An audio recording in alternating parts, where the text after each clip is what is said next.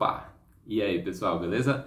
Bem-vindos aí a mais um vídeo do canal Errâncias, um canal dedicado à literatura, política e psicanálise. Eu sou o Will Franco, sou psicólogo, psicanalista, professor, escritor, e nesse vídeo eu queria falar com vocês sobre um livro do Edward Said. O Said, que é relativamente famoso aqui no Brasil, tem vários estudos no campo da teoria literária, que é o campo de origem dele, mas também no campo da crítica cultural, onde, a bem da verdade, ele ficou mais famoso. Tem alguns textos importantes dele sobre a questão palestina, ele que é palestino de origem, fez toda a carreira, toda a trajetória dele nos Estados Unidos, mas ele é palestino de origem. Então tem alguns textos dele sobre a questão palestina, e tem alguns textos sobre crítica cultural no geral. Inclusive o livro que é talvez a obra magna dele, a obra que tem maior circulação, que é mais conhecida, é essa aqui, chamada Orientalismo, ou O Oriente como Invenção do Ocidente. Tá pela Companhia de Bolso, né, a Companhia das Letras, edição de bolso aqui no Brasil.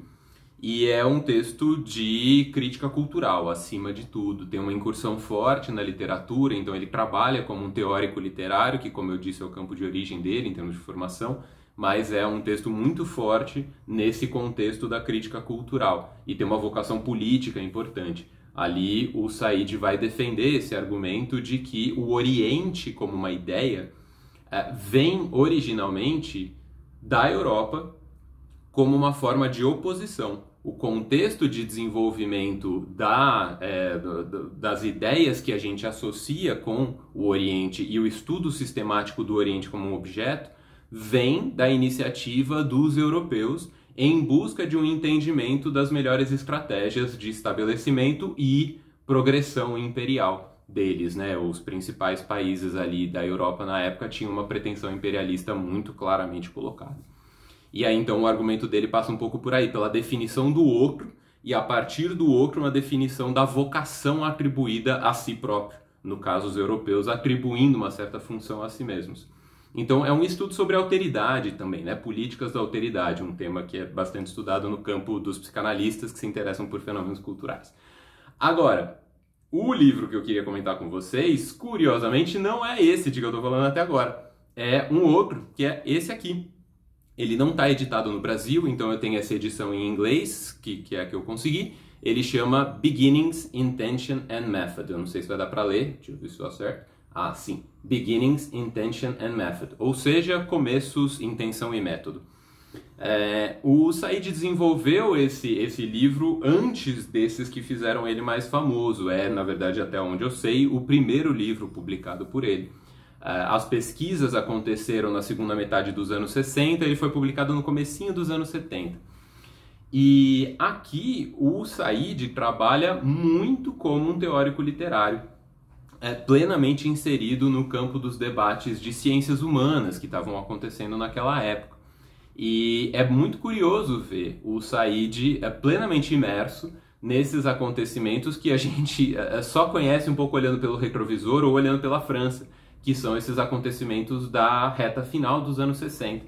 Então, Said estava acompanhando de perto as atividades de 68, aquela geração de intelectuais que marcou fortemente o imaginário intelectual da cena intelectual brasileira, que é muito tributária do pensamento francês, e aí tem essa geração, Foucault, Deleuze, o Roland Barthes, o Levinas, o Derrida, esses caras, o Lacan.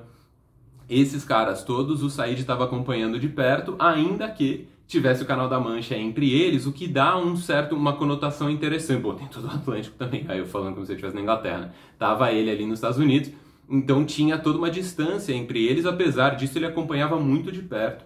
E ele faz apresentações muito interessantes em relação a esses autores. Então uma coisa que eu achei muito notável nesse livro é ver ele trabalhando em primeira mão com a obra desses caras. É só pensar, por exemplo, que todos esses caras que eu falei, Foucault, Deleuze, Derrida, Lacan, o Barthes, o Levinas, esses caras todos estavam vivos naquela época, vivos e trabalhando, entre o final dos anos 60 e começo dos anos 70. Né?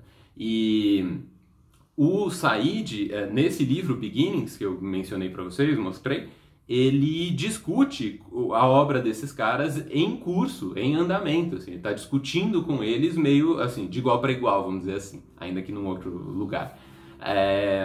E isso é um exercício muito interessante de acompanhar.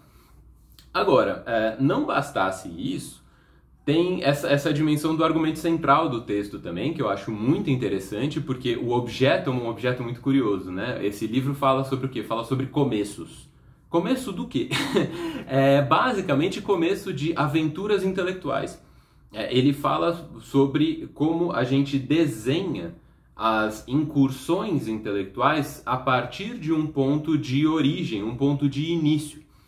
A gente sempre precisa começar em algum lugar. A gente começa com Era Uma Vez, no caso dos contos de fada. E tem vários outros métodos mais ou menos consagrados, canônicos, de começar obras de determinados estilos. Mas, em geral, você precisa estabelecer um ponto de partida. Como textos começam. Isso não só no sentido das primeiras palavras, mas no sentido de onde está colocado o início dos trabalhos. Às vezes isso não é a primeira coisa que acontece, né? Tem muito livro, vocês já devem ter lido algum livro assim, que ele começa e parece tipo, você entrou no jogo no meio do tiroteio, assim, né? Então tá acontecendo um monte de coisa, e aí 10 páginas depois então a gente tá falando disso, daquilo, e aí que o autor começa a te apresentar. Ali é o começo, né? Ali ele tá mostrando o começo. O lance do Said é estudar os métodos utilizados para começar, para definir o começo, e que tipo de movimento se pretende a partir desses começos. Portanto, a intenção que está em causa nessa ou aquela maneira de começar. Quando a gente começa, a gente está fazendo algumas coisas. A gente está abrindo alguns territórios e alguns outros estão ficando mais distantes do nosso alcance, dependendo da maneira como você começa. E aí, esse é o escopo do trabalho do Said. Ele fica muito próximo da literatura, ali a gente vê um cara em começo de carreira, então um pouco menos porra louca do que ele acabou ficando depois. No final era muito difícil entender se os textos dele eram de filosofia, eram de teoria da música, de teoria literária, crítica cultural, as coisas todas meio circulavam ali no pensamento dele. E é também um dos autores tidos como decoloniais, ainda que o campo decolonial em geral seja um pouco mais radical do que ele. Ele é um pouco conservador demais para o gosto dos decoloniais. Eu gosto bastante, não tem nada contra isso. E aí, então, esse é o escopo do texto dele, ainda muito aninhado no campo da teoria literária, e um esforço muito sistemático de análise. Isso é uma coisa que continua nas obras principais dele. Orientalismo, que eu mostrei para vocês já, e o Cultura e Imperialismo, que eu não peguei, mas enfim, ele tá lá, por isso que eu apontei.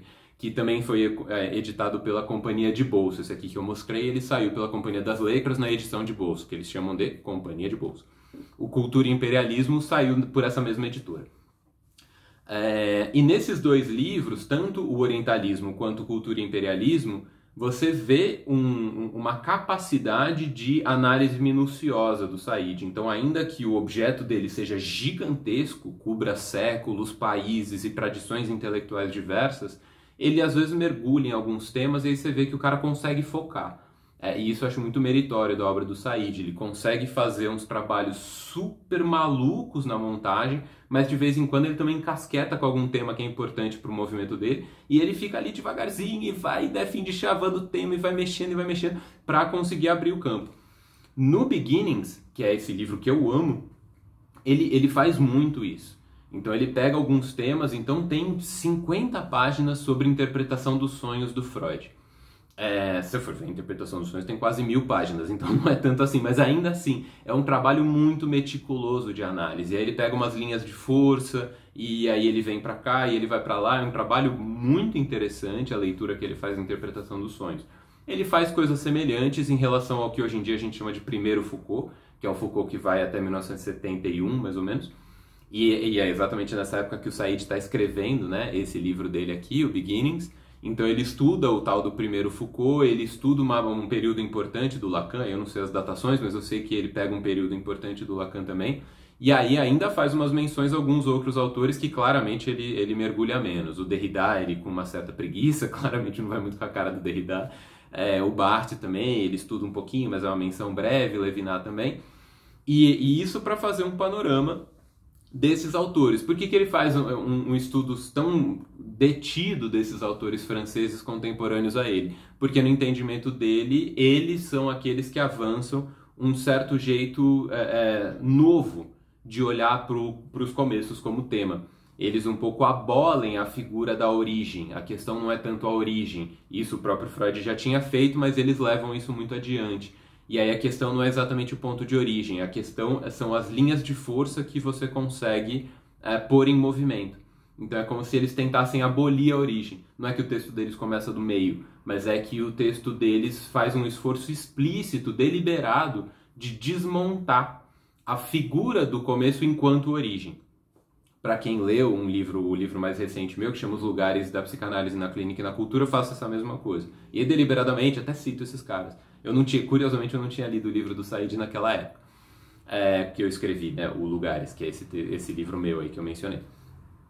De qualquer maneira, eu acho esse trabalho então do Said muito interessante pelo tema, pelo território percorrido e pela própria montagem, pela estratégia dele. Além disso, uma coisa que é totalmente secundária para a estrutura do texto, mas que eu gosto muito, ele começa o texto discutindo um tanto o lugar dos grandes intelectuais. Porque esse é um movimento cultural que aconteceu bem na época que ele estava escrevendo isso, e o Said, astuto como ele sempre foi, estava discutindo essa problemática por perceber que ela estava em movimento. Que problemática é essa? A queda, o declínio dos grandes mestres. Os grandes mestres talvez tenham começado a decair ali na época da Segunda Guerra Mundial, mas ainda teve um chorinho nos anos 50 e começo dos anos 60. Depois, com a ascensão do movimento de contracultura e com a aceleração da sociedade industrial em direção ao que depois seria a sociedade financista e tudo mais, essas transformações levaram um pouco no esteio delas essa figura do cara que domina 7 idiomas e ele lê indiferentemente em qualquer um deles, e ele conhece de cabo a rabo a obra de todos os grandes autores pertinentes ao tema dele. O tema dele é um tema do tamanho do mundo, e ele circula com toda a fluência como se ele estivesse na cozinha de casa ali, de cueca, passando um café de manhã. Assim, um cara que trabalha com toda a tranquilidade, com temas super complexos, e esse cara é o grande intelectual. O grande intelectual é o cara que é dono do tema dele. Ele acompanha tudo em tempo real. Esse cara estava caindo em desuso, e é um pouco isso que o Said discute no começo do livro dele, assim, essa transformação e as mudanças que ela acarreta para o próprio contexto de produção de conhecimento, difusão de conhecimento e estabelecimento de redes de discussão e problematização de alguns determinados temas. Isso porque essas coisas estavam em transformação propriamente. Então, a própria figura de alguém que acompanha em tempo real o desenvolvimento de um tema é muito difícil de imaginar numa sociedade como a nossa.